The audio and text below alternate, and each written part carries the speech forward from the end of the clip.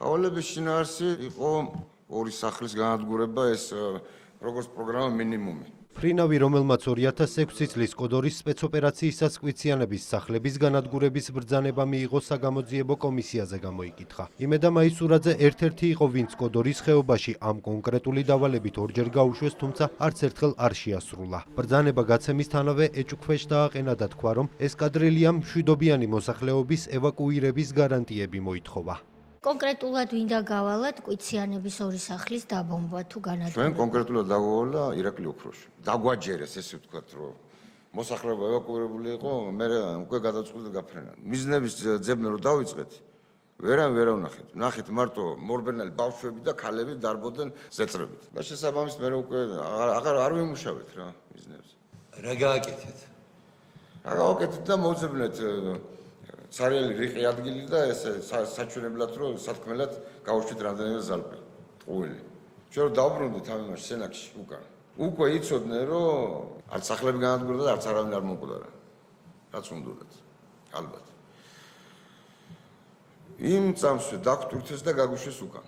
დავალებაზე ორჯერ გაგზავნილს და უკან ბრძანების შესრულების გარეშე დაბრუნებულს ირაკლი ოქრუაშვილის მხრიდან ლანძღვაგინება და სამხედრო პოლიცია ელოდა. იხსენებს, რომ ცდილობდნენ მისთვის ღალატი და კვიციანთან გარიგება დაებრალებინათ, თუმცა უშედეგოდ. რა გითხრათ ირაკლი ოქრუაშვილმა? აზრს გეტყვით. ნუ არა კაცები ვართ. კაცები არ ხართ ესე. თქვენი მხრიდან რომელიმე მაინც ახსენეთ ეს ორი სიტყვა ქალები და ბავშვები? ორი სიტყვა კი არა, ეგ იყო ჩვენი ნომერ პირველი არგუმენტი, რას გვაკეთებინებთ. უფრო გაცეცხლდნენ და უფრო გაღიზიანდნენ. დამაკავეს და წამოყვანეს ფოთში. მეკითხებოდნენ დეტალებს, რაღაცებს მაბრალებდნენ ცოტ-ცოტას და რა ვიცი. ისეთ რაღაცებს იცახოდნენ, რომ სრულესისულელე. თითქოს რა ვიცი, საიდან მოვიდათ ეგ აზრი, მე ვითომ კვიციანისგან იმზარასგან ის ქონა რაღაც თანხა აღებული და რაღაც რომ მაგიტომ არის სრული. საგამოძიებო კომისიამ ასევე გამოარკვია, როგორ აღმოჩნდა კოდორის ხეობაში დაცული ძალოვანების პერსონალური ინფორმაცია ოკუპანტების ხელში. თორნიკე გერლიანმა განმეორებით გამოკითხვისას თქვა, რომ 2008 წლის საომარი მოქმედებებისას, როდესაც ქართულმა დანაყოფებმა კოდორის ხეობა დატოვეს, მნიშვნელოვანი ინფორმაცია არ გაანადგურეს. გაგვაფრთხილეს და დაირეკა იქიდან, რომ თუ ვინმე ხართ ნამყოფი რომელიმე დანაყოფში, ან პოლიციაში, ან სამხედრო რომელიმე ფორმირებაში ყავით, კაციშვილმა შემოსვლა არ გაბედოთ.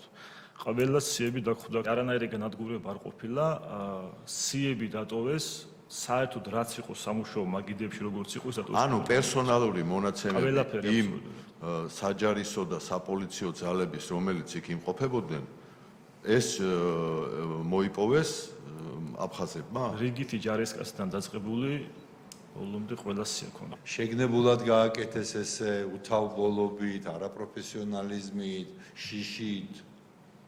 ის პასუხი, რომელსაც მე ვფიქრობ, აქ სამწუხაროდ ვერ ვიტყვი შემწხვება მაგ პასუხის, იმიტომ რომ სიებს რო გადაცემ მტერს მაგაზე ხა ვერ ვიტყვით ვერაფერს. ძალიან დიდი სირცხვილი არის ხელმძღვანელი. 2008 წლის საომარი მოქმედებების შესწავლა კომისიამ დახურულ ფორმატშიც გააგრძელა. მოусმინეს მაშინდელი სახმელეთო ჯარების სარდალს მამია ბალახაძეს, რომელიც ომის დასრულებიდან მალევე თანამდებობიდან გაათავისუფლეს. კომისიას ღია ფორმატში უთხრა, რომ მას გათავისუფლების გადაწყვეტილება მაშინდელმა თავდაცვის მინისტრმა დავით კეზერაშვილმა გააცნო. 2008 წლის ომის მერე თავისუფლდი თანამდებობიდან დაახლოებით ერთ კვირაში თუ არ ვცდები ეს იყო 19 აგვისტო. მაშინდელმა მინისტრმა დამიძახა ბატონმა დავით კეზერაშვილმა. დიახ. და მითხრეს რომ მოხსენიმა თანამდებობიდან. კითხე რა თქმა უნდა ბუნებრივია რომ მიზეზი რა იყო და რა დგას ამის უკან და პასუხი იყო ესეთი რომ დღევანდელი დღის მდგომარეობით ან მოცემული მდგომარეობით რა მდგომარეობაც გვაქვს ამ წუთას აღნიშნული მდგომარეობიდან გამომდინარე.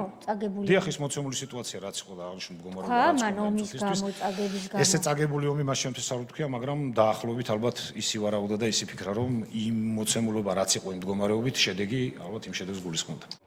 მამია ბალახაძის მიერ კომისიისთვის მისაწოდებელი ინფორმაცია საიდუმლო იყო და შესაბამისად დეპუტატებმა მას კითხვები დახურულ ფორმატში დაუსვეს. კომისიამ ასევე დახურულ ფორმატში მოусმინა უჩა გუგუჩიასაც, რომელიც შინდისის ბრძოლის გმირია.